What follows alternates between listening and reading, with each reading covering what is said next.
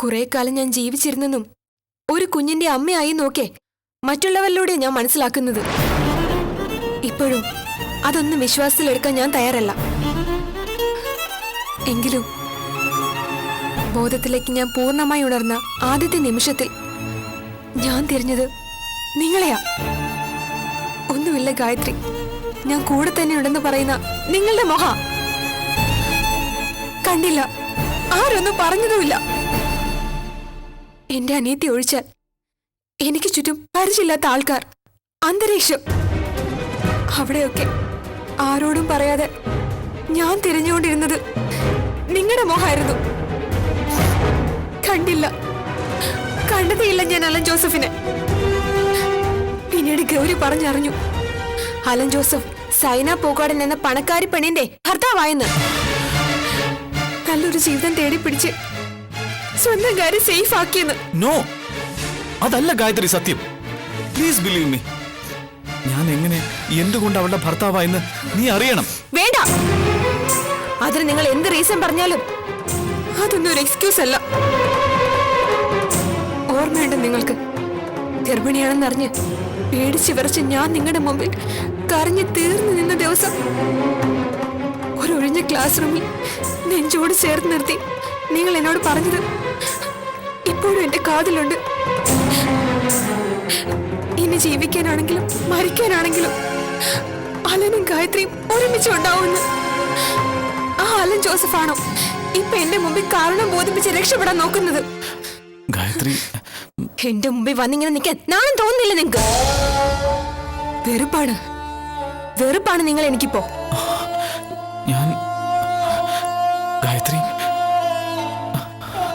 നിങ്ങളെ വെറുക്കുന്നതിനേക്കാൾ 1000 ഇരട്ടി നിങ്ങൾ എനിക്ക് തന്ന കുഞ്ഞിനെ ഞാൻ വെറുക്കുന്നുണ്ട്. ഇനി അലൻ ജോസഫും അയാൾ സമ്മാനിച്ച കുഞ്ഞൊന്നും ഗായത്രിയുടെ ജീവിതത്തിൽ ഉണ്ടാവില്ല, ഒരിക്കലും ഉണ്ടാവില്ല. പോ, പോ, ഇറങ്ങി ഇറങ്ങി പോകാൻ. ഗായത്രി, ഞാൻ പറയുന്നത് വേണ്ടെന്ന് പറഞ്ഞില്ലേ? എനിക്കിനി ഒന്നും കേൾക്കണ്ട.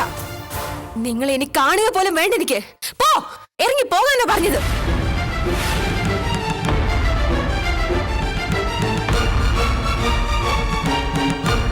ചേച്ചി, കതക് തുറക്ക്. ചേച്ചി, ചേച്ചി, കതക് തുറക്ക് പ്ലീസ്. ചേച്ചി, ഗൗരിയാ പറയുന്നേ, തുറക്ക്. ചേച്ചി, തുറക്ക്. ചേച്ചി, ചേച്ചി, ചേച്ചി, ഇത് ഞാനാ. വാതിൽ തുറക്ക്. ചേച്ചി പ്ലീസ്. ചേച്ചി പ്ലീസ്. ചേച്ചി, വാതിലും തുറക്ക്. ചേച്ചി, ചേച്ചി, എന്താ വാതിൽ തുറക്കാൻ. എന്താ ഇവിടെ പ്രശ്നം? ചേച്ചി റൂമിനകത്താ, പിടിച്ചിട്ട് തുറക്കുന്നില്ല. ഏയ് തുറന്നേ. ഹലോ, വാതിൽ തുറക്കാൻ. ഹലോ ചേച്ചി, നിങ്ങളോട് വാതിൽ തുറക്കാനല്ലേ പറഞ്ഞത്? ചേച്ചി, ചേച്ചി,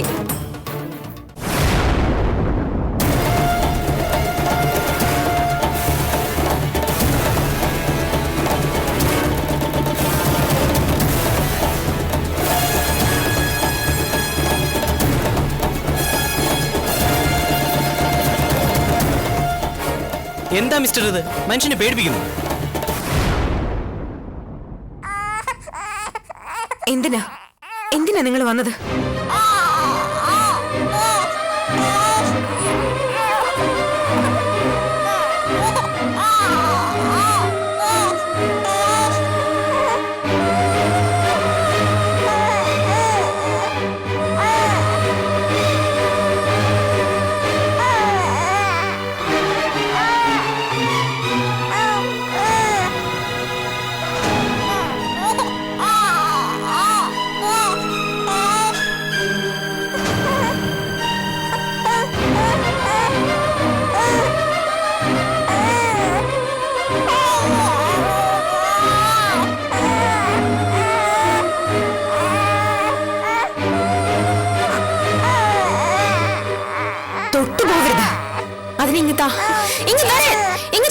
പറഞ്ഞത്.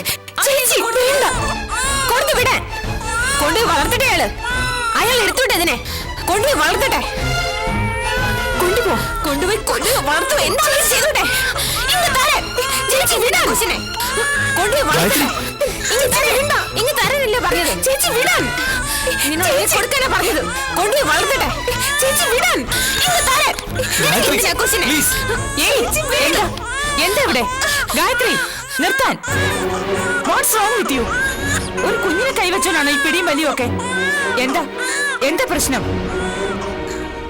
ഓ, നിങ്ങളാണോ? നിങ്ങൾ ഇവിടുന്ന് പോണം മിസ്റ്റർ, പ്ലീസ്.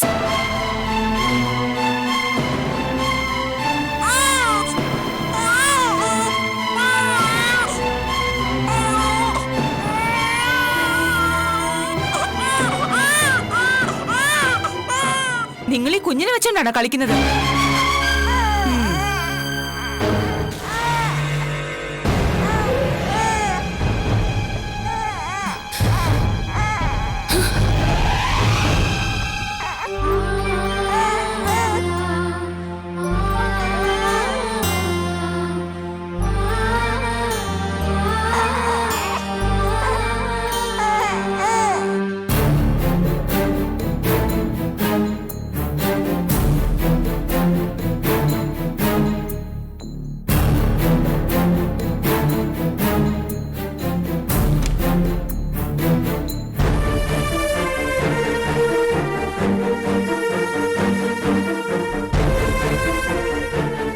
എവിടെയായിരുന്നു ഇതുവരെ? ഓ, സ്റ്റേറ്റ്സിൽ നിന്ന് വന്ന ഫ്രണ്ടിന്റെ സൽക്കാരം ഏറ്റിരുന്ന സമയം പോയത് അറിഞ്ഞിട്ടുണ്ടാവില്ല അല്ലേ? അതോ അത് കഴിഞ്ഞ് വീട്ടിൽ കയറി അമ്മച്ചിയും അനിയത്തിയുമായി സൊറ പറഞ്ഞിരുന്നിട്ടാണോ ലേറ്റ് ആയത്? ഞാൻ എവിടെയായിരുന്നു, എന്ത് ചെയ്യായിരുന്നു എന്നൊക്കെ ഇനി നിന്നെയും ബോധ്യപ്പെടുത്തണമെന്നുണ്ടോ? ഏയ്, അതിന്റെ ഒന്നും ഒരു ആവശ്യമില്ല ഡിയർ. എനിക്ക് എന്റെ ഭർത്താവിനെ ഭയങ്കര വിശ്വാസമല്ലേ. ആള് പെർഫെക്റ്റ് ജെന്റിൽമാൻ അല്ലേ. പറഞ്ഞതേ ചെയ്യൂ, പറയുന്നിടത്തേ പോകൂ. അങ്ങനെ എല്ലാ കാര്യത്തിലും വിലയും നിലയും ഉള്ള ആളാണ് Alan Joseph. Really I am proud of you darling.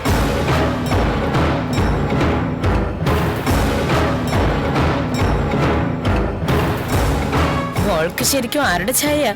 അച്ഛന്റെയോ അതോ അമ്മയുടെയോ? കുഞ്ഞിനെ കാണാൻ സമ്മതിച്ചോ അവള്? ഓ, സമ്മതിക്കാതിരിക്കാൻ മാർഗമില്ലല്ലോ. നിങ്ങളതിന്റെ അച്ഛനല്ലേ? അപ്പൊ പിന്നെ എൻട്രി പാസ് കിട്ടിയിട്ടുണ്ടാവും. ആയിത്ത ഞങ്ങൾക്കല്ലേ ഉള്ളൂ. നിങ്ങൾ ബാക്കിയുള്ളവരെ കുറിച്ച് എന്താ കരുതിയിരിക്കുന്നത് മിസ്റ്റർ? കള്ളം പറഞ്ഞ് എല്ലാവരെയും എപ്പോഴും അങ്ങ് പറ്റിക്കാന്നോ? അതോ നിങ്ങൾ ഒഴിച്ച് ബാക്കിയുള്ളവർക്കൊന്നും ബുദ്ധിയില്ലെന്നോ? സയനയുടെ ബന്ധങ്ങളെ പറ്റി നിങ്ങൾക്ക് ഒരു ചുക്കും അറിയത്തില്ല. നിങ്ങൾ ആ ഹോസ്പിറ്റലിൽ കാലുകുത്തിയ ആ നിമിഷം മെസ്സേജ് എനിക്ക് ഇവിടെ കിട്ടി. മോളെ കാണാൻ പോയിട്ട് എന്തായി? സ്വീകരണം ഗംഭീരമായിരുന്നു എന്നാണല്ലോ എനിക്ക് കിട്ടിയ റിപ്പോർട്ട്. എന്താ നിങ്ങൾക്കിതിനൊന്നും മറുപടി പറയാനില്ലേ?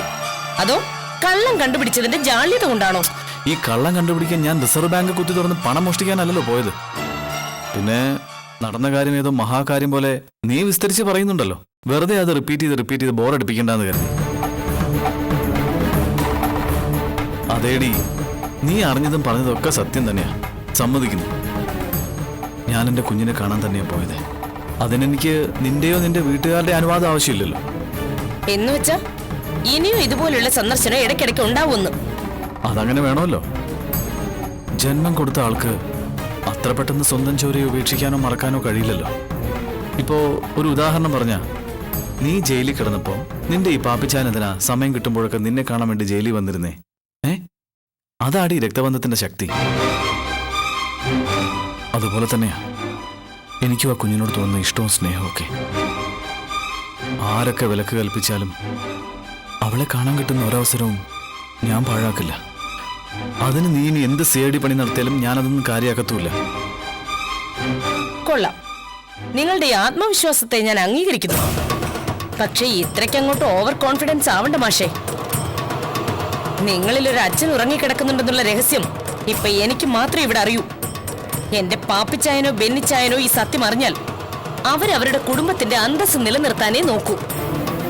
അതിനിപ്പോ ഒരു കുഞ്ഞിന്റെയോ അതിന്റെ തള്ളയുടെയോ ജീവനോ ജീവിതമോ ഒന്നും അവർക്കൊരു തടസ്സമാവില്ല.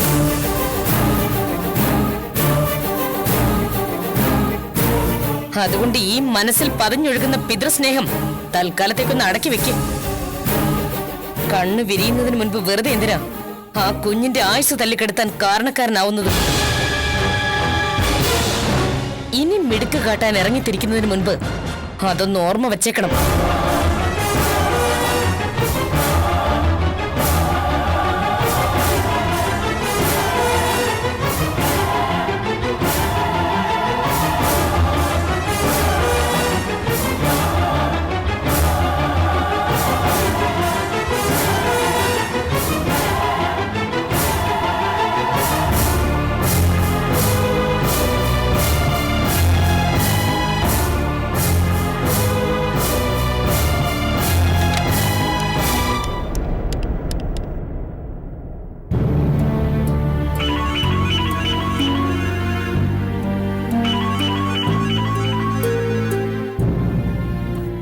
ഹലോ. ഹലോ, ഇച്ചായൻ എവിടെയാ? ഞാൻ വീട്ടിലുണ്ട് മോളെ. എന്താണ് കുട്ടി? ഇച്ചായനൊന്ന് വേഗം വീട് വരെ വാ. എന്താണ് മോളെ? എന്താ കാര്യം? എനിക്കൊന്നും അറിയില്ല ഇച്ചായ.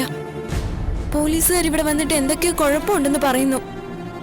ഇച്ചായനൊന്ന് വേഗം വാ. മോള് പേടിക്കണ്ട, ഇച്ചായൻ ഉടനെ വരാം.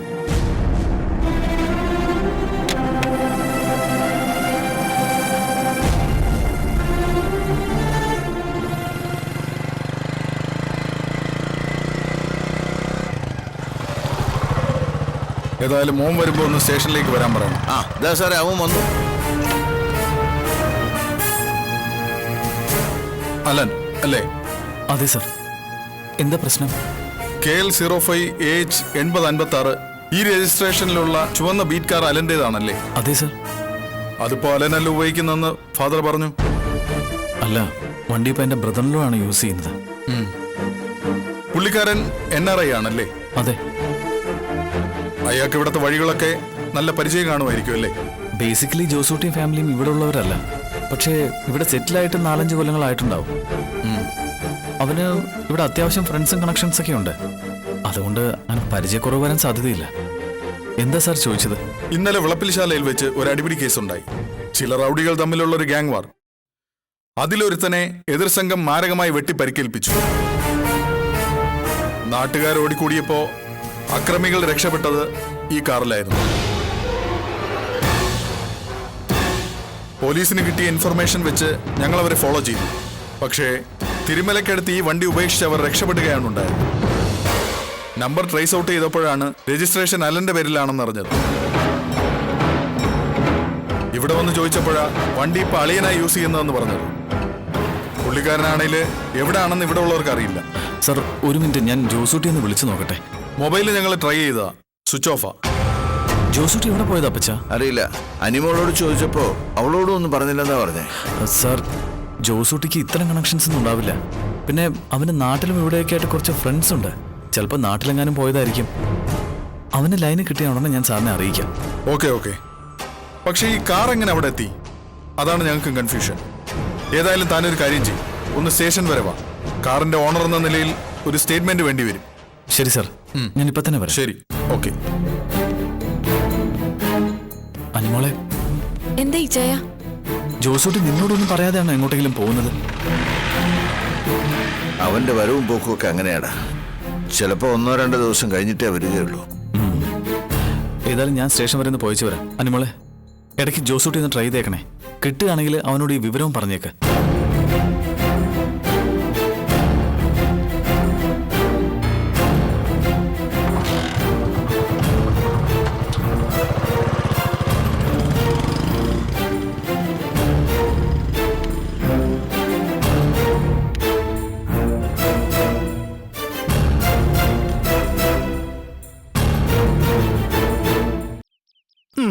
കൊള്ളാം.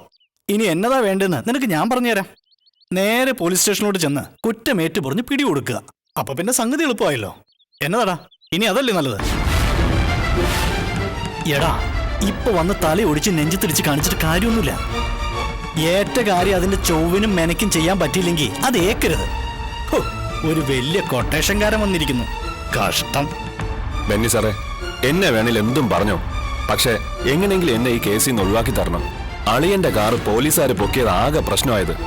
അല്ലെങ്കിൽ കേസും പുല്ലും ഒക്കെ അതിന്റെ വഴിക്ക് പോട്ടെന്ന് വയ്ക്കായിരുന്നു. ആ ലോക്കൽ എസ് ആള് താപ്പാനെ മെരിക്കാൻ ഇത്തിരി പാടാ. ആണോ? എന്നാ പിന്നെ അയാൾക്ക് കൊടുക്കടാ അടുത്ത കൊട്ടേഷൻ. എടാ പൊട്ടം കുപ്പാണി, ഈ മിന്നുകെട്ട് നടത്തി തന്നപ്പോഴേ ഞാനും ചാച്ചനും നിന്നോട് 1000 തവണ വേദം ഓതിയില്ലായിരുന്നോ? കുറച്ച് നാളത്തേക്കെങ്കിലും ആ പെങ്കൊച്ചിന്റെയും വീട്ടുകാരുടെ മുന്നിൽ കുഴപ്പക്കാരനാണെന്ന് തോന്നിച്ചേക്കില്ലെന്ന്. എന്നിട്ടത് വല്ലതും നിന്റെ ഈ മരത്തലെ കയറിയായിരുന്നോടാ. എവിടെ കെട്ട് കഴിഞ്ഞ് 2 ആഴ്ച തികയും മുമ്പ് ആ കൊച്ചു മനസ്സിലാക്കിയില്ലടാ നീ ഫ്രോഡാണെന്ന്. അത് പോട്ടെ, നിന്നെ പേടിച്ച് അത് ആരോടും വിളമ്പില്ലെന്ന് വെക്കാം. പക്ഷെ അതുപോലെ അല്ലത്. അവന്റെ കയ്യിൽ നിന്ന് കാറും പിടിച്ചു വാങ്ങിയിട്ട് നീ പറന്ന് നടക്കണതേ കൂലിത്തല്ലിനും കത്തിക്കുത്തിനാണെന്ന് അവരറിഞ്ഞാലേ കളി മാറും മോനെ. പിന്നെ അവരെല്ലാവരും കൂടി നിന്നെ ആ കുടുംബത്തിൽ നിന്ന് തല്ലി ഇറക്കും. എന്ന് പറഞ്ഞ എങ്ങനെ ബെന്നി സാറേ? എനിക്കറിയാവുന്ന ശീലിച്ചൊക്കെ ഈ പണിയാ. അതിന് അത്യാവശ്യം നല്ല കാശും കിട്ടുന്നുണ്ട്. കെട്ട് കഴിഞ്ഞു എന്ന് പറഞ്ഞ് മാന്യം കളിച്ച് കുടുംബത്തിൽ കയറിയിരുന്നാലേ വീട്ടിൽ പുതിയ പയ്യന്മാരെ കാലുറപ്പിക്കും. അത് മാത്രമല്ല, പണ്ട് നമ്മൾ പണി കൊടുത്തവന്മാരൊക്കെ ഇപ്പൊ ഞാൻ ഒറ്റയ്ക്കാണെന്ന് അറിഞ്ഞാൽ എനിക്കിട്ട് നല്ല സൂപ്പർ പണിയും കിട്ടും. അതുകൊണ്ട് ഫീൽഡ് വിടുന്ന കാര്യമൊന്നും തൽക്കാലം നടക്കുകയല്ല സാറേ. പിന്നെ സാറും സാറിന്റെ അപ്പനും ഒക്കെ പറഞ്ഞതുകൊണ്ട് കുറച്ചു കാലം ഇതൊക്കെ അനിതയെ അവളുടെ വീട്ടുകാരെ അറിയിക്കാതെ കൊണ്ടു നടക്കണമെന്നുണ്ട്. അതിന്റെ ഇടയിലാ ഈ മാരണം പിടിച്ച കാർ അവന്മാര് പൊക്കിയത്. അതിനി അളിയനറിഞ്ഞ് പ്രശ്നമാക്കണ്ടെന്ന് കരുതിയാ ഞാൻ സാറിന്റെ കാല് പിടിക്കാൻ വേണ്ടി വന്നത്. സഹായിക്കാൻ പറ്റുമെങ്കിൽ സാറ് സഹായിക്ക്, അല്ലെങ്കിൽ ഞാൻ പറഞ്ഞിടത്ത് വെച്ച് കാണണ്ടെന്ന് വിചാരിക്കും. എന്ന് വെച്ചാ നീ കൂലിത്തല്ലുകാരാണെന്ന് എല്ലാവരും അറിഞ്ഞോട്ടെ അല്ലേ? അല്ലാതെ വേറെ വഴിയൊന്നും ഇല്ലല്ലോ. പിന്നെ എന്നോട് അവര് വല്ലതും ചോദിച്ചാ നടന്നത് എന്നാന്ന് ഞാൻ തുറന്നു പറയും. എന്നാ പറയൂന്ന്? എന്നതാ നീ അങ്ങനെ പറഞ്ഞത്? പിന്നെ എനിക്കും പിടിച്ചു നിൽക്കണ്ടേ സാറേ? നിങ്ങൾ അപ്പനും മോനും നിർബന്ധിച്ചിട്ടാ ഞാൻ ഈ കല്യാണത്തിന് സമ്മതിച്ചെന്ന് ഞാൻ അവളുടെ വീട്ടുകാരോട് പറയും. അല്ല, അതിപ്പോ ഞാനായിട്ട് പറയേണ്ട കാര്യമൊന്നുമില്ല. ഈ കേസ് വഷളായ അനിത എന്നെ കാര്യങ്ങൾ അവളുടെ അപ്പനെ ആങ്ങളെ അറിയിച്ചോളൂ. പിന്നെ എന്നെ പഴി പറഞ്ഞേക്കരുത്. അതുകൊണ്ട് എന്തെങ്കിലും ചെയ്യാൻ പറ്റുമെങ്കിൽ സാർ ഇപ്പൊ ചെയ്യും, അല്ലെങ്കിൽ കാര്യങ്ങൾ നമുക്ക് രണ്ടുപേർക്കും കുഴപ്പമാവും. എടാ ജോസൂട്ടി, ആ, നീ വിവരക്കേടൊന്നും കാണിക്കാൻ നിൽക്കണ്ട. ചാച്ചനോട് പറഞ്ഞ് നിന്നെ ആ കേസിൽ നിന്ന് തരുന്ന കാര്യം ഞാൻ ഏറ്റു. പക്ഷെ തൽക്കാലം നീ ഇവിടുന്ന് മാറി നിൽക്കുന്നതാണ് നല്ലത്. ഒരു 2-3 ദിവസത്തേക്ക് നീ എങ്ങോട്ടെങ്കിലും മുങ്ങിക്കോ. അതൊന്നും ശരിയാവില്ല സാറേ. ഞാൻ മുങ്ങിയാൽ അവർക്ക് സംശയം കൂടുകയുള്ളൂ. എത്രയും വേഗം ആ എസ് ഐ ഒന്ന് സ്വാധീനിച്ച് അടക്ക് നീ ഞങ്ങൾക്ക് വിട്. നീ എവിടെയെങ്കിലും സുഹൃത്തുക്കളുടെ ആവശ്യത്തിനോ മറ്റോ പോയതാണെന്ന് വരുത്തണം ആദ്യം.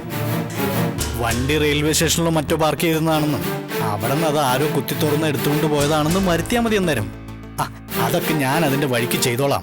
അതുവരെ നീ നിന്റെ വീട്ടുകാർക്കും പോലീസിനും പിടി കൊടുക്കരുത്. അതുകൊണ്ടാണ് ഇപ്പൊ തന്നെ എങ്ങോട്ടെങ്കിലും മാറാൻ പറഞ്ഞത്, മനസ്സിലായോ? ആലോചിച്ച് നിൽക്കാതെ ചെല്ലടാ. ഇവിടുത്തെ കാര്യങ്ങളൊക്കെ ഞങ്ങൾ നോക്കിക്കോളാം. എല്ലാം ഓക്കെ ആവുമ്പോ ഒന്നും അറിയാത്ത പോലെ നീ ഇങ്ങോട്ട് ലാൻഡ് ചെയ്താൽ മതി. കേട്ടല്ലോ? ശരി സാറേ, എന്നാ ഞാൻ ഇന്ന് രാത്രി തന്നെ പോവാ. അവളെ കണ്ടൊന്ന് വിവരം പറയണം. അല്ലെങ്കിൽ 2-3 ദിവസം എന്നെ കാണാതാവുമ്പോ അവളെ അളിയനോട് സത്യങ്ങാനും പറഞ്ഞാലോ, അത് പിന്നെ പാരയാവും. എല്ലാം സൂക്ഷിച്ചു വേണം. ആ പിന്നെ ഒരു കാര്യം, ഇപ്പൊ ഞാൻ നിനക്ക് ഈ ചെയ്തു തരുന്ന സഹായങ്ങൾക്കൊക്കെ ഒരു സ്മരണ വേണം. തിരിച്ച് എനിക്കൊരാവശ്യം വരുമ്പോ കൂടെ നിന്നേക്കണം. അതിപ്പോ എന്ത് പറച്ചില്ല സാറേ? ജീവൻ പോയാലും ബെന്നി സാറിന്റെ കൂടെ തന്നെ കാണും. എന്താ വേണ്ടത് സാർ എന്നോട് പറഞ്ഞാ മതി. ആ സമയാവട്ടെ, ഞാൻ പറയാം. ഇപ്പൊ നീ വിട്ടോ.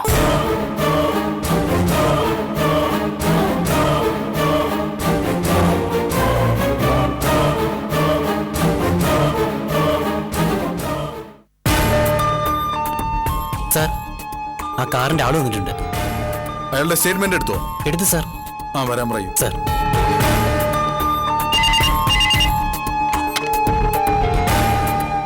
സർ, എഫ്ഐആറിന്റെ കോപ്പി ഞാൻ കൊടുത്തുവിട്ടിട്ടുണ്ട്. സാറ് പറഞ്ഞ രീതിയിൽ തന്നെയാണ് ഞാൻ ഫ്രെയിം ചെയ്തിരിക്കുന്നത്. നോക്കിയിട്ട് വിളിച്ചാൽ മതി സാർ. ഞാൻ ഓഫീസിലുണ്ടാവും sir. Excuse me, may I come in sir? ആ വരൂ, ഇരിക്കൂ. Thank U.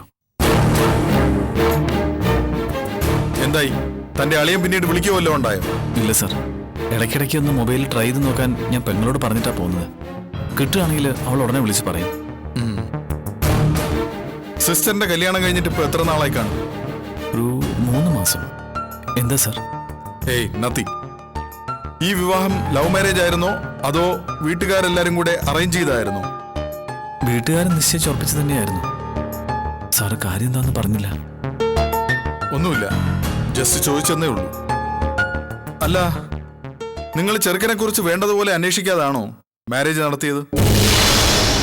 അതോ അവരെ ഹാൻഡിക്യാപ്ഡ് ആയതുകൊണ്ട് ആരെങ്കിലും മതിയെന്ന് വെച്ചോ? നോ സർ, അങ്ങനെയൊന്നുമല്ല. ജോസുകുട്ടിയെ നേരത്തെ അറിയാവുന്നവരാ എൻ്റെ വൈഫിൻ്റെ വീട്ടുകാർ. അതുമാത്രമല്ല, ഈ പ്രപ്പോസൽ വന്നപ്പോൾ ഞാനും കുറച്ചൊക്കെ നേരിട്ട് അന്വേഷിച്ചതാ. അപ്പോൾ ആരും അവനെക്കുറിച്ച് നെഗറ്റീവായിട്ടൊന്നും പറഞ്ഞില്ല. മാത്രമല്ല, നേരിട്ട് പെരുമാറിയപ്പോൾ ആള് ജെന്റിലായിട്ടാണ് എനിക്ക് തോന്നിയത്. ഓ, അത് ശരി. സാറിന് ഈ കാര്യം എന്താന്ന് പറഞ്ഞില്ല. എന്താ സാർ പ്രശ്നം? പറയാം, 1 സെക്കൻഡ്. ജോസൂട്ടി എന്നല്ലാതെ അയാൾക്ക് മറ്റെന്തെങ്കിലും പേരുണ്ടോ? അറിയില്ല സാർ. അലന്റെ ബ്രദറിനില്ല ജോസൂട്ടി ഇയാളല്ലേ? അതെ സാർ. ഐ എം സോറി അല്ല. ആരോ നിങ്ങളെ ചതിച്ചിട്ടാണ് ഈ വിവാഹം നടത്തിയിരിക്കുന്നത്, അതുറപ്പാ. സാർ, മനസ്സിലായില്ല. ഈ പറഞ്ഞ ജോസൂട്ടി എന്ന തന്റെ അളിയൻ നല്ല ഒന്നാം തരം ഫ്രോഡാണ്, a pakka criminal. Sir, no sir. സാറിന് ആള് മാറിയതായിരിക്കും. ജോസൂട്ടി അങ്ങനെ ഒരാളല്ല. എടോ, വിശദമായി അന്വേഷിക്കാതെ തന്റെ പെങ്ങളുടെ ഭർത്താവിനെ കുറിച്ച് പറയാൻ എനിക്ക് ഇങ്ങനെ പറയാൻ എന്താ ഭ്രാന്തുണ്ടോ? ഞാൻ പറഞ്ഞത് സത്യമാണ്.